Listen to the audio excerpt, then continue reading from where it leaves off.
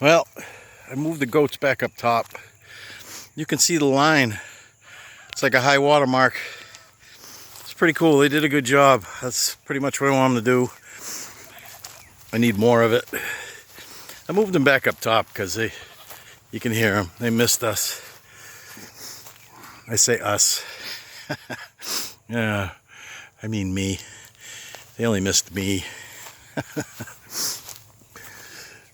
Well, yeah, they opened this up.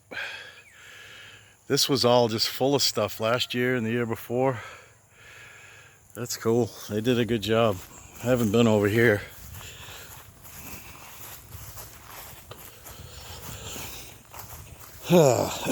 We'll see. Oh, look, they did that. This, you couldn't even, that was so thick last year. I could open this up a little more, but that's all right. They made a trail back here. I guess they don't like those, whatever that is. And, oh man, this was a patch of brush last year. This is its own little campsite. What a cool spot. See, I'll show you something too. This was all rabbit dens and muscadines and blackberries, thick blackberries all the way out to here. John came through with a box blade and dragged a bunch out. Cleaned this up a lot, cleaned that edge up a lot. And this little clump of trees could come out of here, but it's kind of neat because if you were to make a little campsite, it gives you just a little privacy. Here's the edge of the property. Well, they cleaned them muscadines out of there. That was a wall last year. Oh well. I kind of want the fence to be thick, but you get what you get and you say thank you. That's the corner of the property back there. You can see the pile of corner posts. But this is so quiet down here. That's a muscadine row. You can see he had his irrigation in. I would have loved to have seen this place back in the 80s. But yeah, someday maybe some campsites here, little tiny houses around, just for, you know, little sheds you can convert or what have you. Nothing to live in per se, but, you know, do guest nights. Be too hot to really stay here in the midsummer, but I don't know. You could run some air conditioning out here, I guess. But yeah, this is like a quarter. Well, it probably goes over a little further that way. And this was like a jungle. I'm kind of leaving this. You can see all these vines. Those are all muscadine vines. It's like muscadine headquarters. Oh, sorry about that, buddy. Hey, what are you doing? Marco. They like it down here. There's rabbits. And you know what the rabbits have done recently? They moved into my garden. I got electric around the garden, so it's a no dog zone. And the rabbits figured that out. And they've been chowing down. The broccoli finally came back from the goats, and just in time for the rabbits. I've been taking this little portable fence. I'm going to move it up top. I'm going to put the broilers inside it. This is still connected, but they don't come down here on their own. They're just too social. But that's good. I want them to do the same thing right up in there. It's just, I don't have the time to do the garden by myself. If I had a partner, or John's busy doing other stuff, so it's just me. I've got some people that are interested, and maybe they can plant some more crops, but I've got a good batch of potatoes. I've got some volunteer watermelon, and there's some stuff up top too. Some peppers are going to come in.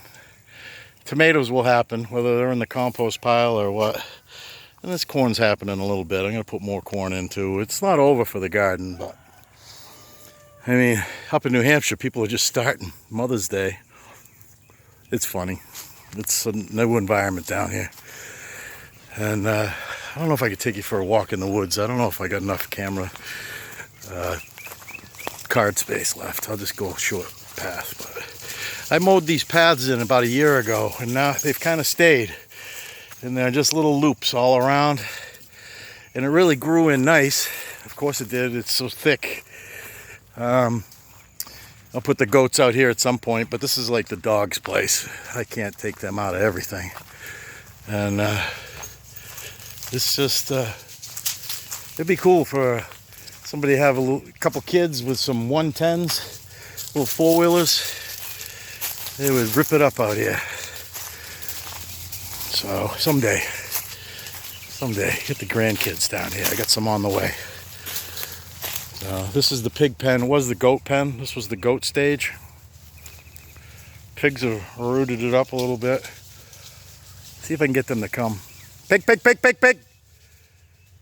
Come on, pig. Come on, pig. They're pretty cool pigs. I hate to have to take them out, but I don't know. It doesn't make sense to. If you give it the best life it can possibly have during its growth, you've done all you can do, and now it pays you back.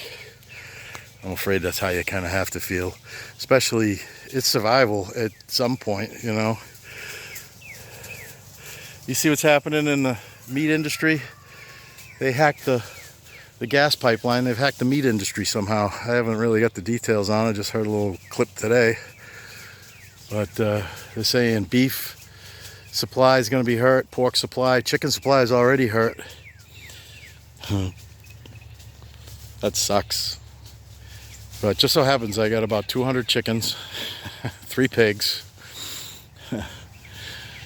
The goats aren't food. The goats are as close to employees and family and tenants and whatnot as can be. I want them to just continue to, you know, get a manageable size herd, get enough so that you could sell them off, you know, new babies, get other people started with herds. They're a great animal, very low maintenance. If I put them in here, you'd be able to see underneath these woods pretty good. They were in here, but I forget why we had to move them. I think it was because of Bianca, trying to get some distance between these boys and her. There's so many little junkyards in this property. It's little treasures. I found a lot of nice bottles. Some odd things, like 50 caliber, 20 millimeter cannon cartridges. Weird stuff. Come here, pigs! Pig, pig, pig! Oh, I made them a wet spot in the ground.